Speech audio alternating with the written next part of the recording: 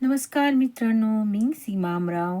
MPSC combine group बी आणि सीसाठी current अफेअरमधले हा 14वा जो पार्ट आहे, राष्ट्रीय घडामोडीबद्दल आपल्याला माहिती देणार आहे. तर जसे की आपण बघाल की करंट अफेअर हे फार महत्त्वाचं आहे परीक्षेच्या मानाने, कारण हा एक सब्जेक्ट असा आहे, जर तुम्ही एकदम व्यवस्थितरित्या तुम्ही पूर्ण म्हणजे वर्षाचं हे जे बुक आहे जर रिव्हिजन केलं ना, तर तुम्ही 15 पैकी 12 मार्क्स तरी तुम्ही निश्चितपणे घेऊ शकतात. आता याच्यामध्ये आपण बघाल की राष्ट्रीय घडामोडीमध्ये 2024-25चं हे आहे. तर याच्यामध्ये तुम्हाला बघा, वंदे मातरम गीताला किती वर्ष पूर्ण झालेले आहे? 150 वर्ष पूर्ण झाले. हा प्रश्न देखील तुम्हाला येऊ शकतो. आता आपण बघतोय की केंद्रीय मंत्रिमंडळाने 1 ऑक्टोबर 2025 रोजी ही एक तुम्ही डेट लक्षात ठेवा, 1 ऑक्टोबर. हां 1 ऑक्टोबर हे म्हणजे ॲक्च्युअलमध्ये त्यावेळेला हे वंदे मातरम गीत जे आहे ते 1 ऑक्टोबरलाच गायले गेलेलं होतं. तर 2025 रोजी वंदे मातरम या राष्ट्रीय गीतांचे 150 वर्ष पूर्ण झालेले आहे. देशभरामध्ये साजरे करण्यात हे निर्णय घेण्यात आले आहे.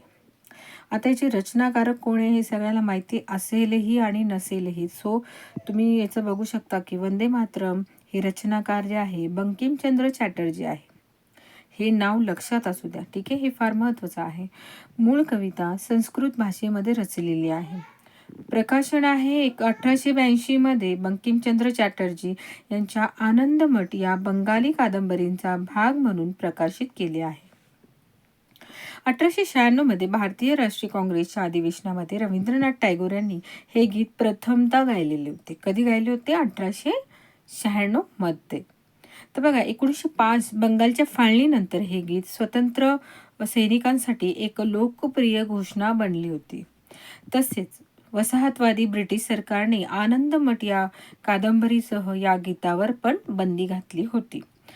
24 जानेवारी 1950 रोजी भारतीय संविधान सभेने वंदे मातरमचा स्वीकार भारतीय राष्ट्रीय गीत म्हणून केला आणि पहिले 2 कडवे ते गायले. कधी स्वीकार केला हे पण आपल्याला माहिती असणं गरजेचं आहे. 24 जानेवारी 1950 रोजी, ठीक आहे.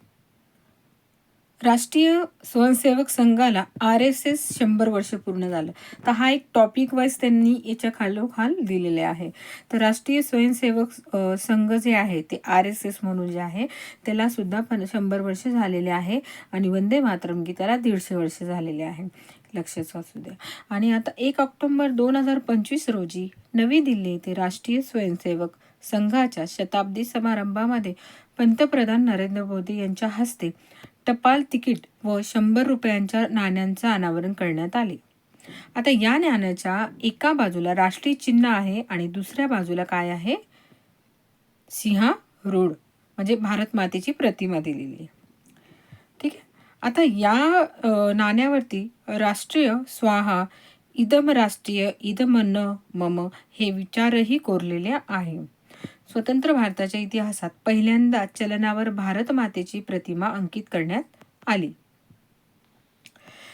पुढे बघूया, RSS विषयी आपण माहिती घेऊया. काय आहे RSS? तर RSS ची स्थापना जी आहे ते 27 सप्टेंबर 1925 रोजी म्हणजेच विजयादशमीच्या शुभ मुहूर्तावरती झालेले होते.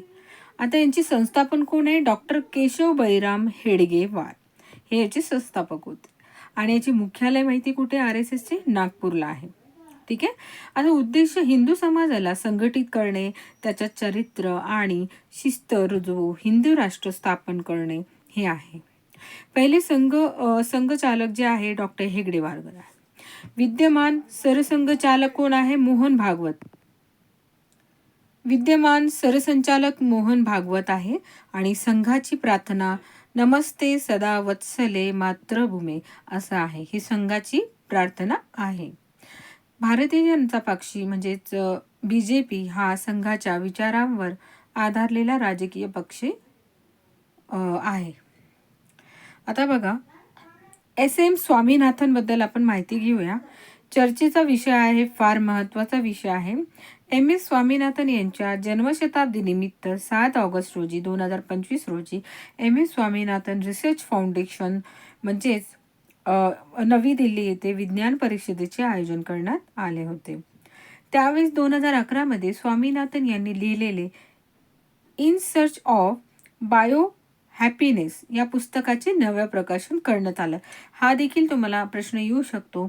In search of bio happiness ह्या पुस्तकाचे प्रकाशन कुठे करण्यात आले किंवा कोणी केले, तर हे तुम्ही नाव लक्षात असू द्या. 2011 स्वामीनाथन यांनी लिहिलेल्या या पुस्तकाचं प्रकाशन करण्यात आले.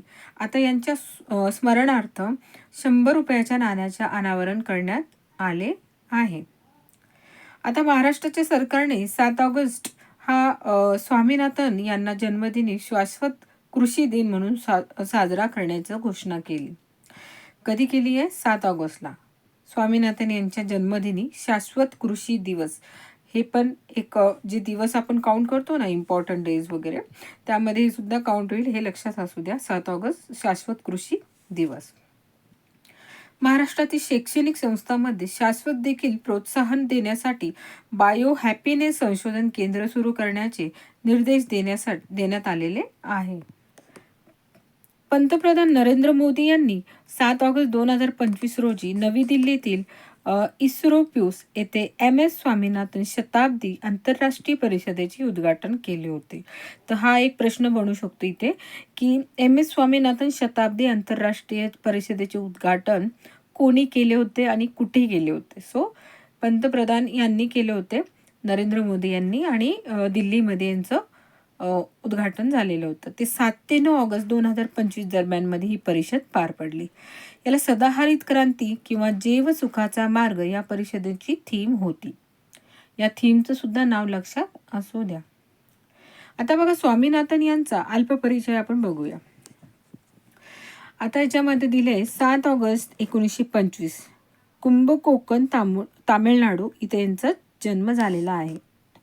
निधन झाले 28 सप्टेंबर 2023 चेन्नई, तामिळनाडू. ठीक आहे. आता ओळख यांची आहे भारतातील हरित क्रांतीचे जनक. तर इथे सुद्धा हा प्रश्न तयार होतो, भारतातील हरित क्रांतीचे जनक कोण आहे. तर ऑप्शनमध्ये आपल्याला जर स्वामीनाथन यांचं नाव आलं तर आपण याला उत्तर म्हणून क्लिक करू शकतात. आता त्यांनी 1960च्या दशकाच्या मेक्सिकस गव्हाचा अर्धबट्टू जातीच्या भारतीय जातीशी संकर करून उच्च उत्पादन देखील बियाणे विकसित केले. आता त्यामुळे भारताला अन्नधान्याच्या उत्पादनाचा स्वयंपूर्ण होण्यास मदत झाली. म्हणूनच त्यांना काय म्हणले जाते? भारतातील हरित क्रांतीचे जनक. त्यांनी मांडलेली महत्वाची संकल्पना माहिती काय होती की सदाहरित क्रांती. त्यांनी केवळ उत्पादन वाढीवर नव्हे तर कृषी उत्पादन शाश्वत आणि पर्यावरणाची काळजी घेऊन वाढवण्यावर भर दिला. बायो हॅपीनेस काय आहे? बायो हॅपीनेस जैवविविधतेचे उपयोग करून लोकांचे कल्याण साधणे. हा जर आपल्याला शब्द कुठे आठवला की बायो हॅपीनेस, तेव्हा आपल्याला एकच डोळ्यासमोर नाव आलं पाहिजे स्वामीनाथन यांचं, की ते जैवविविधतेचे उपयोग करून लोकांचे कल्याण साधायचे. That's why say bio happiness. Okay. नंतर आहे राष्ट्रीय शेतकरी आयोगाचे अध्यक्ष. 2004 स्थापन झालेल्या या आयोगाची शेतीतील समस्या आणि उपाययोजनावर स्वामीनाथन अहवाल सादर केला. आता यामध्ये शेतकऱ्यांची किमान आधारभूत किंमत MSP ठरवण्याची C2+50% सूत्र सुचवले. आता जे आजही चर्चेत आहे. आंतरराष्ट्रीय भात संशोधन संस्थेचे IRRI म्हणजे महासंचालक म्हणून यांनी काम केलेले. ठीक आहे. आता त्यांना मिळालेला पुरस्कार पण इथे दिलेला आहे की स्वामीनाथन यांना पुरस्कार कोणते कोणते दिले होते? पद्मश्री 1967 है ना,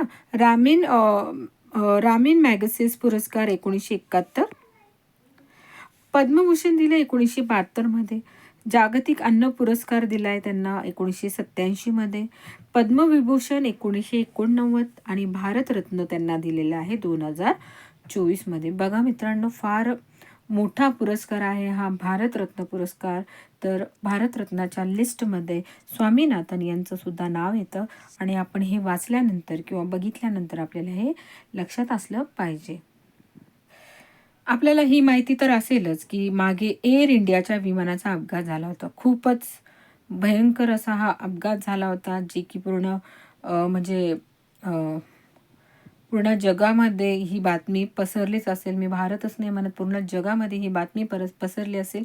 अहमदाबादच्या सरदार वल्लभभाई पटेल आंतरराष्ट्रीय विमानावरून 12 जून 2025 रोजी गॅटविक विमानतळाकडे लंडन जाण्यासाठी झेपावलेले हे एअर इंडियाचे बोंगई 787-8 ड्रीमलायनर म्हणून जे ते प्लेनचं जे नाव होतं, त्यांचे जे कोड्स होते इथे मेन्शन केले आहे.